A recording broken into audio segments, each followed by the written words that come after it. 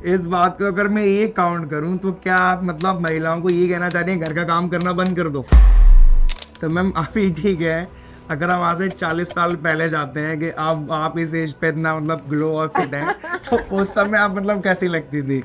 ओ God, तुम बता सकते हो तुम कैसे लग रहे हो आज? मैम मैं तो यही कहूँगा कि मैं तो अच्छा लग रहा हूँ। बस सोचना, ये जैसे भी लगो ये सोचो हम बहुत अच्छे लग रहे हैं। तो मैम अभी आपने चेहरा पढ़ने वाली बात करी थी, तो आपको मेरा चेहरा चेहरा पढ़ के क्या समझ आ रहा है? तुम्हारा चेहरा पढ़ के समझ आ रहा है कि तुम अपना ये जो पॉडकास्ट कर रहे हो इसके लिए तुम बहुत एक्साइटेड हो।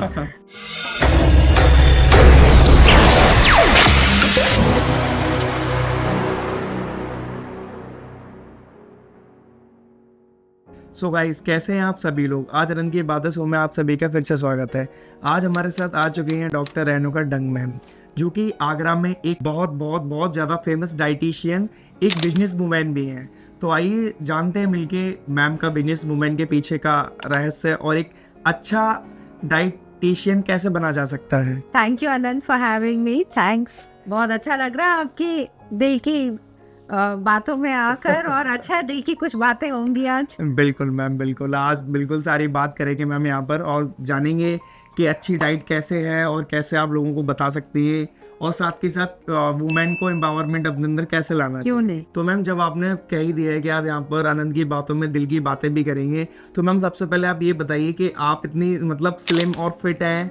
अभी एज तो मैं पूछूंगा नहीं, कहते हैं कि एज पूछी नहीं जाती है, तो अभी मुझे आप कॉमन ये बताइए कि आपके फिट का और इतनी आप स्लिम है एक एज के बाद में, तो वो कैसे फिट रखते हैं आप अपने आप को?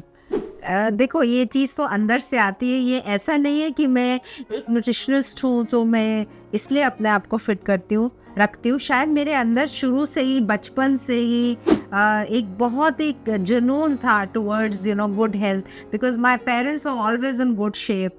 मेरी मम्मी पापा हमेशा योगा करते थे। मैं बड़ी हुई तो मैंने हमेशा अपने हेल्दी एनवायरनमेंट में मैं बड़ी हुई। तो ऐसा नहीं है कि मैं एक डाइटिशियन हूँ तो मैं फिट हूँ। मैं तो कहूँगी क्योंकि मैं फिट ही इसीलिए हूँ क्योंकि ये शुरू से मेरे अंदर एक चीज़ थी फिटनेस की। तो मैम फिर इसके हिसाब से तो फिर आप एक्सरसाइज भी नहीं करते होंगे अगर आप फिट रहते हैं तो? ना ना ना ना बाबा बाबा, एक्सरसाइज तो मेरे को रोज करनी है। 365 दिन मैं एक्सरसाइज करती हूँ, 365 और बल्कि कभी कभी तो इतना ओवरडू कर देती हूँ कि फिर डांट खाती रहती हूँ घर में कि वो मेरे दर्द हो रहा है। तो आई थिंक सब कुछ मॉडरेशन में करना चाहिए, and exercise is a must. Exercise बहुत ज़्यादा जरूरी है। बिल्कुल बिल्कुल। आप कैसे फिट रह सकते हैं आज के युग में, जब आप देख रहे हैं कि हर चीज़ हमारी इतना हम टेक्नोलॉजी डिपेंडेंट हो गए हैं कि ना हम उठ के चलते हैं, ना बैठते हैं, ना कुछ कर रहे हैं पूरा दिन। तो इसमें फिर 1 घंटा अगर आप अपने शरीर को दे दें, एक्सरसाइज कर लें, वर्कआउट कर लें अपने आप को, तो फिर आप आराम से पूरा दिन व्यतीत कर सकते हैं। मैम महिलाओं का ये कहना होता है कि जो हम लोग घर का काम कर लेते हैं, लाइक झाड़ू पोछा, इधर उधर की साफ सफाई, तो इतना काम हम कर लेते हैं, इसके बाद भी हम लोग एक्सरसाइज करें, इतने काम में हमारा डेली रूटीन का एक्सरसाइज हो जाता है। अनंत, तुम किस दुनिया की बात कर रहे हो, किस युग की बात कर रहे हो? ऐसा मैंने अब सुना है कौन सी मैम। महिला झाड़ू कर रही है, पोंछा कर रही है? अब कौन सी महिला जो है घर के काम बहुत ज़्यादा कर रही है? पहले मम्मी पापा जो है स्टोव जला रहे होते थे, बेड के नीचे खाना बनता था, और हर चीज़ अपने हाथ से सिलबट्टे से पिस रही है। कितनी मेहनत होती थी, नेचुरली एक्सरसाइज हो जाती थी। सिलबट्टा चला, चक्की पीसी, और नेचुरल सब कुछ होता था। अभी क्या है कि अभी नहीं घर का काम कोई कर रहा। कितना फास्ट मूविंग वर्ल्ड है। अगर महिला, मैं तो बोलती हूँ, घर का काम करेगी तो हमारा घर का काम ही करेगी सिर्फ, तो हमारा देश बढ़ेगा कैसे? मैम अगर इस बात को अगर मैं ये काउंट करूं तो क्या आप मतलब महिलाओं को ये कहना चाहते हैं घर का काम करना बंद कर दो? ऐसा बिल्कुल भी नहीं है। तो आप हैरान हो गए, आज मैंने खुद अपने हाथों से 10 जनों का सुबह भोजन बनाया। मेरे घर गेस्ट थे, सुबह उठ के व्यायाम किया, उसके बाद रसोई में घुस के फटाफट अपने, आज की महिला है ना वो बहुत अपने आप को ऑर्गेनाइज करने में बहुत तेज़ है। अब मुझे पता है आपके पास आना था तो मैंने फटाफट अपना सुबह काम खत्म करा, शेड्यूल बनाया। We are so organised. और सुबह अपना खाना बनाया, पैक करा, ऑफिस भेजा, और उसके बाद जो है क्या कहते हैं, अब मेरे पास पूरा दिन है, पूरा समय है मेरे पास, मैं कुछ भी करूं। तो खाना बनाना तो बहुत ज़रूरी है। अगर आप रसोई घर में नहीं घुसेंगे तो आपकी परिवार की सेहत खत्म हो जाएगी। खत्म हो और अगर आपकी परिवार की सेहत कम होगी तो आप फिर डॉक्टरों के बाहर बैठी रहेंगी, तो बात एक ही पड़ जाएगी, समय आपका वहां चला जाएगा। समय वहां चला इसलिए मेरा तो उल्टा मानना है कि हर महिला को, चाहे जितनी एम्पावर्ड हो, चाहे जितना वर्किंग हो, घर में अपनी रसोई में तो समय देना ही चाहिए। रसोई में समय देने। आप एक डाइटिशियन से बात कर रहे हैं, वो तो कभी नहीं कहेगी भोजन खुद नहीं बनाओ। नहीं मैम, बिल्कुल सही बात है। तो मैम जैसा आपने बताया कि एक्सरसाइज बहुत ज़्यादा ज़रूरी होती है, और काम आपने बताया महिलाओं के लिए वो भी बहुत ज़्यादा ज़रूरी है। सेकंड थिंग मैम, एक जैसे कि आप हॉस्पिटल से भी कनेक्टेड हैं, हॉस्पिटल वालों के ऊपर एक आरोप कह लो, एक एलिगेशन कह लो, वो लोग ये बताते हैं जनरल जो पब्लिक पेशेंट होते हैं कि किसी भी हॉस्पिटल में अगर हम लोग चले जाओ कि वो लोग लूट लेते हैं। तो वो इनका जो लूटना जो वर्ड है, क्या वो सच में एप्लीकेबल होता है वहाँ के जो लोग वहाँ हॉस्पिटल में ट्रीटमेंट कराने के लिए पहुँचते हैं? देखिए आनंद जी, ये तो एक जनरलाइज क्वेश्चन आप पूछ रहे हो। मुझे नहीं पता किस तरह के हॉस्पिटल्स हैं, हर तरह का, हर कैटेगरी का हॉस्पिटल है, और मुझे लगता है पॉकेट के हिसाब से भी बहुत हर तरह के हॉस्पिटल्स हैं। आप मेडिकल कॉलेज चले जाइए, आप प्राइवेट में इलाज कराइए, आप एक 5 स्टार हॉस्पिटल में इलाज कराइए तो उस हिसाब से होगा, और इलाज सेम होता है सब जगह, लेकिन आपका रहना और आपका जैसे मील्स मिलते हैं, आपको दिन में 4-4 मील्स मिल रहे हैं, उसका उस हिसाब से कैटेगराइज्ड होता है। तो ये कहना कि हॉस्पिटल लूटते हैं, इसको मैं बिल्कुल नहीं मानूंगी। ये मैं इसको उल्टा कहूँगी कि जो आपकी जितनी पॉकेट अलाउ करती है, आप उस हिसाब से चलिए। और मैं इस पे एक्चुअली कुछ कह ही नहीं सकती हूँ कि मेरा हॉस्पिटल है नहीं, मैं नहीं बोल सकती, लेकिन मैं इतना ज़रूर बोलूँगी कि आप पहले से देखकर अपनी पॉकेट के अनुसार चलिए। और दूसरी बात, बीमारी क्यों हुई है, एक्सरसाइज कीजिए, सही बात है मैम, स्वस्थ खाइए, हॉस्पिटल से दूर रहिए। ठीक है मैम। मैम स्वस्थ खाने में सबसे ज़्यादा जो बर्गर, पिज़्ज़ा, मोमोज, ये 3 वैरायटी सबसे ज़्यादा मार्केट में चल रही हैं, और इनके कार्ट और इनका बिजनेस डे बाई डे बढ़ता जा रहा है। तो आपके हिसाब से क्या लगता है, इनको कंज्यूम करना चाहिए वुमन को? देखिए, अभी मैं पीछे ये एक सोशल मीडिया पे रील देख रही थी, उसके अंदर दिखा रहे थे जहाँ पे मोमोज बन रहे हैं बल्क में, जो पूरे सिटी को सप्लाई होते हैं। वहाँ पे फ्रिज में डॉग का एक डेड डॉग का हेड था, और इतनी फंगस थी, इतनी गंदी जगहें थी वो। तो सबसे पहले आप जहाँ खा रहे हैं, थोड़ा सा आप हाइजीन देखिए कि, और देखिए वैसे भी अब हम गर्मी के सीज़न में एंटर कर रहे हैं, तो इतनी जल्दी आप बीमार पड़ेंगे और आपको लगेगा अरे पेट ही तो ख़राब हुआ, कल ठीक हो जाएंगे। नहीं, ये बहुत लॉन्ग टर्म इफेक्ट होते हैं इन चीज़ के। वो आपको फिर पूरी गर्मी सताता रहेगा, एक बार आपको फूड पॉइजनिंग हो जाए या आपका पेट अपसेट होता है तो अगर आप जहाँ खा रहे हैं, पहले आप देखिए कि कितनी हाइजीनिक जगह से खा रहा हूँ। अभी आप यहाँ से, आपके स्टूडियो से हम बाहर निकलते हैं और आपका अपने घर तक जाएंगे, तो रास्ते में 1000 कार्ट्स हैं। तो ये आपको चयन करना है कि मेरे को किस कार्ट से खाना है, कितनी हाइजीन है, जो सर्व कर रहे हैं वो अपने गंदे हाथों से सर्व कर रहे हैं। मैं तो कितनी बार ब्लॉग्स में देखती हूँ, जो व्लॉग्स बनाते हैं, जो इन्फ्लुएंसर्स हैं, जो फूड क्रिटिक्स हैं, फूड इन्फ्लुएंसर्स हैं, वो बना रहे हैं, वो हाथ से गंदा प्याज डाल रहे हैं, गंदी सलाद, और वो उसको खा के प्रमोशन कर रहे हैं। वाह, कम से कम वो यही कह सकते हैं कि अगर आप ग्लव भी पहनती है, एक आप देखिए गंदे हाथ से प्याज निकाले, ये प्याज, अगर वो ही उनको एजुकेट करना शुरू करें, अगर आप जैसे लोग जो ये कर रहे हैं, जो आप पॉडकास्ट कर रहे हैं, या आप जैसे बच्चे जो बाहर जाके ये सब करते हैं, अगर आप लोग ही इतना एजुकेट कर दो उनको कि मैम कमेंट्स, इतने कमेंट्स आते हैं, गंदे कमेंट, और ये भी बाहर के लोग तो लिखने लग जाते हैं, Indian street food is the dirtiest food. Indian street food, is the dirtiest food. तो वो देख के तो लिखते हैं। सही बात है। तो उसके अंदर हमारी भी कोई नैतिकता है, हमारी भी कोई मॉरल ड्यूटी है कि जब हम किसी से खाना बाय कर रहे हैं, अगर हमें कुछ गंदगी दिख रही है और हम वीडियो बना रहे हैं उसकी, तो हम उसको चेक तो कर सकते हैं। सही बात है कि कैसा डस्टर है, किससे पहुंच रहे हैं, कितनी गंदगी है। तो देखिए, हम ही इसको चेंज कर सकते हैं। उन्होंने तो घर से निकले, थोड़े से पैसे हैं, बेचारों ने अपनी ठेल लगा ली, क्योंकि उनको घर के लिए कमा, उनको लगा चलो दिन के 100 रुपये कमा लूँगा, 200 रुपये कमा लूँगा, मोमोज की ठेल लगा लेता हूँ। क्या होते हैं दिन के 100-200 रुपये? लेकिन उनको एजुकेट करना, उनको सिखाना, ये आपकी हमारी जिम्मेदारी है। सही बात है मैम, ये क्योंकि ये उसमें उसकी गलती नहीं है, क्योंकि अगर उसको ये चीज़ पता होती तो फिर वो मोमोज की ठेल शायद ना लगा। था। सही बात है, बिल्कुल मैम। तो मैम अभी जो चलता है बताते हैं कि रोटी और चावल कम खाना चाहिए क्योंकि इससे फैट बढ़ता है, बोलते हैं कार्ब इसके अंदर ज़्यादा होता है। देखिए ये this depends upon person to person. बहुत सारी चीज़ें ये मैं हमेशा कहती हूँ, डाइट हमेशा पर्सनलाइज्ड होती है। जनरल डाइट्स कभी काम नहीं करती हैं। हो सकता है चावल आपके लिए अच्छे ना हो पर मेरे लिए अच्छे हैं। हो सकता है मेरे को फाइबर सूट नहीं करता हो तो मैं रोटी खाती हूँ तो मुझे ब्लोटिंग होती है, मैं चावल खा रही हूँ। हो सकता है आप शुगर पेशेंट हैं तो क्योंकि गेहूं का जो ग्लाइसेमिक इंडेक्स लो होता है, चावल का एकदम हाई होता है, तो आपके लिए डायबिटिक है तो आपके लिए चावल अच्छे नहीं है, आपके लिए रोटी अच्छी है। सही बात अगर आप डाउन साउथ जाओ तो वहाँ तो चावल ही उनका स्टेपल फूड चावल भी चलता है ना। सो सेइंग दिस कि मतलब I feel very bad when people से चावल बहुत बुरे, नहीं खा रहा, गेहूं बहुत अच्छी है, ये बुरा है, ये बुरा है। खाने की हर चीज़ अच्छी है, खाने तभी की तो अच्छी है चीज़। नेचर में। सही बात है मैम। ये डिपेंड करता है क्या सर्कमस्टांसेस हैं, कैसा मौसम है, किस प्रदेश के किस एरिया में आप रहते हो, वहाँ ज़्यादा ठंड पड़ती है या कम पड़ती है।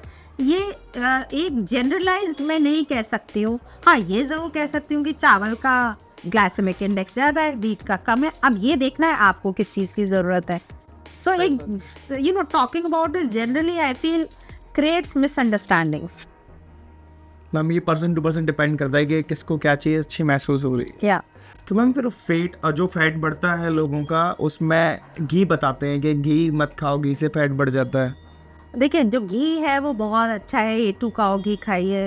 Vitamin A, D, E, K जो होते हैं 4 विटामिन, ये तो फैट सॉल्युबल ही होते हैं। तो ऐसा नहीं है कहना कि घी खराब है या फैट खराब है, बिल्कुल भी नहीं, ये मिथ है। और लेकिन जो अब हम सैचुरेटेड फैट्स खा रहे हैं, चिप्स का पूरा हम पैकेट खा जाएंगे, बिल्कुल।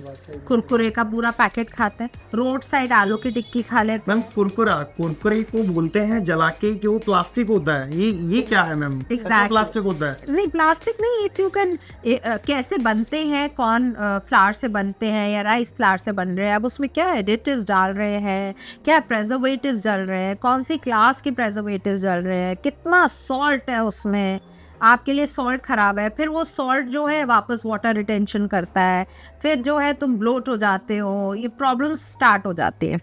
फिर तुम उसी ब्लोटिंग को हटाने के लिए एक एंटासिड खा रहे हो दिन में।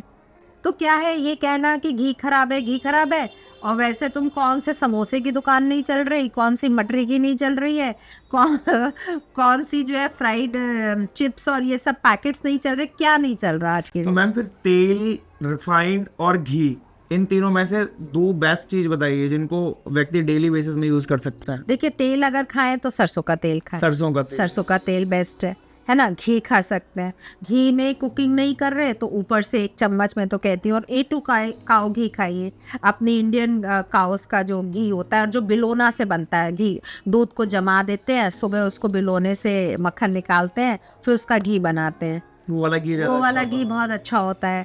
तो ये कहना कि तला खराब है या ये खराब है या ये खराब है,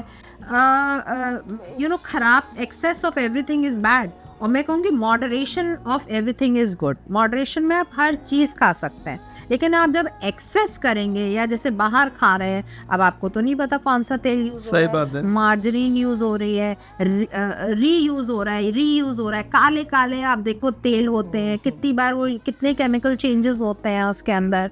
तो ये एक स्टेटमेंट कहना कि ये तेल अच्छा है, अगर घर में कह रहे यूज़ करें तो मैं बोलूँगी ज़रूर सरसों का तेल और घी का इस्तेमाल कीजिए। फिर भी it depends upon reason to reason and weather to weather. या तो मैम आपकी जैसी ग्लोइंग स्किन कैसे मतलब हम लोग पा सकते हैं? देखो आनंद, तुम्हारा चेहरा तो बहुत ग्लो कर रहा है, तुम ये बात नहीं कह सकते हो। हाँ, व्यूअर्स के लिए मैं ज़रूर बोलूँगी। कहते हैं ना फेस इज द जो होता है, हाँ बस रिफ्लेक्शन ऑफ योर थॉट्स। तो क्या है कि अगर आपके विचार अच्छे होंगे, आप किसी के लिए बुरा नहीं सोच रहे हैं, आप किसी का बुरा नहीं कर रहे हैं, आप कर्मठ हैं, अपने कर्म कर रहे हैं, अपने मतलब से मतलब रख रहे हैं। आज की कहते हैं ना दुनिया में लोग अपनी खुशी से खुश नहीं है जितने दूसरों की खुशी से जल रहे हैं। दूसरों की खुशी उनको बर्दाश्त नहीं है। तो ये मैंने अक्सर देखा है। Let it not effect you, let it not role your mind. अगर उसको कुछ हासिल हो रहा है या वो कुछ अच्छा है तो आपको उससे क्या लेना। आप अपना चलिए, आपका अपना अलग रास्ता है, आप उस पर चलिए, उस पर क्या बेस्ट कर सकते हैं आप करिए। तो मेरे को लगता है ये चेहरे को जो है एक चेहरे की चमक ये वाली गंदी थॉट्स, नेगेटिव थॉट्स जो है दबा देती हैं। तो मैम अभी आपने चेहरा पढ़ने वाली बात करी थी, तो आपको मेरा चेहरा पढ़ के क्या समझ आ रहा है? तुम्हारा चेहरा पढ़ के समझ आ रहा है कि तुम अपना ये जो पॉडकास्ट कर रहे हो इसके लिए तुम बहुत एक्साइटेड हो। और मेरा हमेशा मानना है क्योंकि you belong to our city, तो मैंने सोचा कि मेरे को आनंद के साथ पॉडकास्ट ज़रूर करना है, क्योंकि हम बड़े बड़े उनमें तो जाके कर लेते हैं इस्टेब्लिश, लेकिन हमें अपने शहर के लोगों को ऊपर उठाना है, तो हमें सपोर्ट करना है। तो आप बहुत अच्छा आपका ये आपने शुरू करा है, वैसे भी it's trending, you know, this podcast trending. So you know I wish you all the best Anant, और तुम्हारे चेहरे से यही लग रहा है कि तुम बहुत आगे अच्छे जाओगे। Thank you ma'am. तो मैम आपकी, जैसा मैंने आपके बारे में पढ़ा था, आपने कहीं विदेश की यूनिवर्सिटी से एजुकेशन करी हुई है, ऑक्सफोर्ड यूनिवर्सिटी से। वहाँ से क्या था मैम, आप घूमने गए थे या पढ़ने के लिए गए थे? नहीं, देखिए मैंने मास्टर्स तो यहीं से करा था, आगरा से। फिर जब मेरे बच्चे हो गए, जब मेरे बच्चे बड़े हो गए, वो बाहर पढ़ने, my daughter is a you know lawyer है, और उसने अभी मास्टर्स अपने ऑक्सफोर्ड से करे हैं। 2 साल वो लंदन ऑक्सफोर्ड रह कर वो अपने मास्टर्स करके आई है लॉ एंड फाइनेंस में। और मेरा बेटा अभी जो है लंदन स्कूल ऑफ इकोनॉमिक्स का पढ़ा हुआ था। और मैंने क्या करा, जब मेरे बच्चे बाहर चले गए तो मैंने फिर सोचा अपने आप को ब्रश करूं डाइट के कोर्स, क्योंकि इतनी जल्दी जल्दी चेंजेस हो जाते हैं ना कि आपको अपडेट रहना ही पड़ता है कि क्या चीज़ तुम्हें जैसे लेटेस्ट है, क्या लेटेस्ट रिसर्चेस हैं, क्या स्टडीज़। ऐसे आज भी मेरे पास सब पेपर्स आते रहते हैं डाइट के, रिसर्चेस के, उसके, हाँ, उसको मैं अपने हिसाब से इम्प्लीमेंट कर लेती हूँ। तो मैंने फिर ऑक्सफोर्ड डिस्टेंस लर्निंग से मैंने करे, हाँ, कोर्सेज करे, ऑक्सफोर्ड से किया और एक स्टोनब्रिज एसोसिएटेड कॉलेज से करा। दोनों जगह मेरे पेपर को डिस्टिंक्शन मिला, and then I started practising. तो मैम अभी ऐसे कह सकते हैं कि आपने एक मास्टर डिग्री ली हुई है? यस। तो मैम आगरा में कहाँ से मास्टर कंप्लीट किया था आपने? मैंने आगरा में सेंट जॉन से। से। तो मैम उस समय this was way back, you know, almost 38 years ago। 17-18 साल पहले।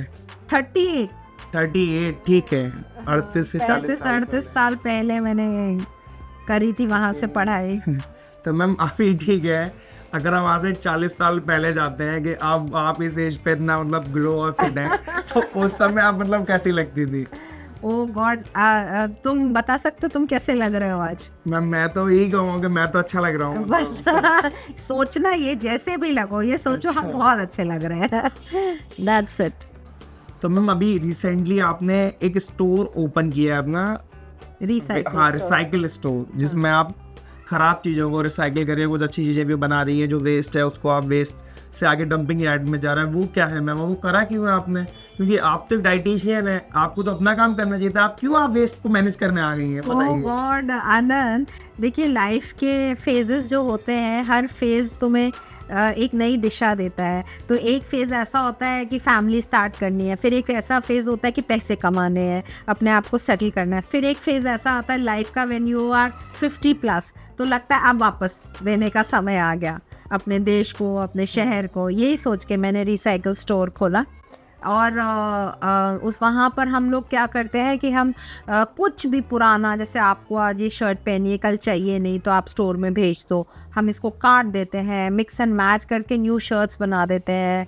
हम उसको अगर बहुत ही ख़राब है तो उसको काट के पिलोज़ बना देते हैं, डॉग के बेड्स बना देते हैं, इसके बटन्स यूज़ करके फैंसी कैप्स बना देते हैं। तो हमारा ये 21 जुलाई को हेमा मालिनी जी ने इनॉग्रेट किया था। अभी 7-8 महीने पुराने हैं हम, और हम कम से कम 40-50 हज़ार कपड़ा रिसाइकिल कर चुके हैं और दे चुके हैं। और बहुत सारे इवेंट्स करते हैं, लायंस के साथ किया, लायंस क्लब, अभी दैनिक भास्कर के साथ 21-22 हज़ार कपड़ा उनको रिसाइकिल करके दिया, जो उन्होंने बांटा। वो पहले हमेशा कंबल बांटते थे, अब उन्होंने हमसे कपड़े लेके बांटे। हमारा मोटो ये है कि कोई भी हमारे देश में बच्चा, बड़ा, बूढ़ा, महिला बिना कपड़ों के नहीं रहे। और अगर उसके यहाँ शादी है तो हमारे यहाँ से हर चीज़ 50-100 रुपए की मिल जाती है। तो हम उसको प्रोवाइड करना चाहते हैं कि वो डिवॉइड नहीं रहे। सर बस उसको ऐसा नहीं लगे कि मैं ये खरीद नहीं सकती हूँ या मेरे पास कपड़े नहीं। हाँ, उसको हम कॉम्प्लीमेंट्री कर देते हैं। अभी रिपब्लिक डे पे हमने 3 दिन स्टोर फ्री कर दिया था सबके लिए। दिवाली पे हमने स्टोर फ्री कर दिया था। और अगर मैं आपको इनवाइट करती हूँ किसी दिन स्टोर आइए, और स्टोर आके आपको लगेगा ही नहीं कि ये पुराना स्टोर है। जो आता है वो ये बोलता है कि हाँ मैम ये आपका स्टोर है, बताइए रिसाइकिल कहाँ है। तो बोलती है यही सब रिसाइकिल्ड ही है यहाँ पर। कहाँ पर मैम स्टोर है? It's located at Kandhari Crossing, right at Kandhari Crossing, Hanuman मंदिर। सो फर्स्ट फ्लोर पर है, ऑपोजिट एक्सिस MRI। और अच्छा लगेगा आपको आगे। बिल्कुल मैम, मैं आऊँगा आपसे टाइम लेकर। और मैम एक लास्ट थिंग कि आपने अपनी हाउस वाइफ की ड्यूटी कंप्लीट करी, आफ्टर डाइटिशियन, सोशल वर्किंग, एक सेक्शन हो रहा है आपका एंटरप्रेन्योरशिप वाला। आप एक जॉब वुमेन कह सकते हैं, वो भी है। तो मैम इतने सारे काम करे कैसे आपने? क्या मैं आपको ये कहता हूँ एक रियल अवतार मेरे सामने बैठा है? नहीं, ऐसा नहीं है अनंत। एक समय ऐसा था जो मैं एक सिर्फ हाउसवाइफ थी और घर से बिजनेस करती थी। घर से बिजनेस। मैं काम पे नहीं जा पाती थी, बच्चे छोटे थे, परिवार देखने वाला था, बूढ़े माँ बाप थे। तो मैंने अपने घर में ऑफिस बना लिया था। अच्छा। तब मैं अपने घर से अपने हस्बैंड को सपोर्ट करती थी, अकाउंट्स घर में बैठ के करती थी उनके सारे। तब इतने हाई कंप्यूटर्स नहीं होते थे, 35 साल पुराने। सही बात है, मैं उस समय नहीं, सब कुछ मैनुअल होता था। तो जो मैं मैनुअली घर में कर सकती थी मैं वो करती थी। और उसके बाद जब when my children went out to study, वो ये आगरा से छोड़ के बाहर चले गए, तब मैंने फिर अपना स्टार्ट किया ये डाइट का, रीडू करा, अपने आप को ब्रश किया, दोबारा कोर्सेज करे और अपनी क्लिनिक स्टार्ट कर दी इन अराउंड। तब मैंने मल्होत्रा नर्सिंग होम में स्टार्ट करी। फिर मैं नयती जाती थी मथुरा एक बार हफ्ते में, और मैंने रेनबो हॉस्पिटल में बैठना शुरू कर दिया। फिर काम जब बच्चे बड़े हो गए, अब घर में मेरी ज़रूरत नहीं थी, तो मैंने फिर फैक्ट्री जाना शुरू कर दिया। तो आज भी मैं रोज़ 3 साढ़े 3 फैक्ट्री पहुंच जाती हूँ और 9 बजे तक मैं फैक्ट्री रहती हूँ। तो मैम आपको ऐसा नहीं लगता कि मतलब मैं फैक्ट्री क्यों जा रही हूँ? मतलब मैं तो महिला हूँ, वहाँ के वर्कर मुझे ऐसे करके देखेंगे। महिलाओं के माइंड में एक मिथ होता है कि मैं काम क्यों करूँगी बाहर जाके, या मैं अपने हस्बैंड का हाथ क्यों संभालूँ? वो तो हस्बैंड का काम है, पैसे तो उसका कमा के लाने का वो वर्क है, मैं क्यों जाऊँ? मैं तो घर पे बैठूंगी आराम से। देखो आनंद, आपने ये बहुत अच्छा सवाल किया है कि आप मानोगे नहीं, जब मैं बहुत साल पहले फैक्ट्री जाना शुरू, मुझे खुद ऑड लगता था वहाँ पे जाना। लेकिन अब इतने समय के साथ जितने भी मेरे बच्चे हैं सारे वर्कर्स, वो अभी मैं जाऊँगी तो अभी वो मेरे पास आ जाएंगे ऊपर, अपनी सुख दुख बांटते हैं मेरे साथ। कोई मेडिकल प्रॉब्लम होती है फैमिली में तो बांटते हैं, किसी को कोई प्रॉब्लम है मैं अब ऐसा देखो समय के साथ आप नहीं मेंटली ग्रो हुए, मैंने वो भी हुए हैं, वो भी हुए हैं। तो अब वो ज़माने गए कि देखते हैं वो ज़माना चला गया। अब तो वो they consider you more like your mother, like your sister, and it feels very nice. It is such a happy place for me. आप कहते हो क्यों जाते हो? It is not about finances, it is more about satisfaction, being happy, and being available for everyone in the factory। कि आपको कुछ मुश्किल है, मैं बैठी हूँ मेरे पास। सही बात है, तो वो लोग खुश रहते हैं। हाँ, बहुत ज़्यादा। तो मैम इस मतलब पूरी इतनी सारी बातों में आपने सब कुछ इतना शॉर्ट बताया, बिल्कुल वैल्यूएबल पॉइंट थे बिल्कुल भी मैम सारे। तो मैम वापस से मिलेंगे आपके साथ और नई कुछ बातें इंटरेस्टिंग लेके। बहुत बहुत धन्यवाद मैम, आप आई, और वापस मिलते हैं मैम एक नए episode. Thank you so much, thank you.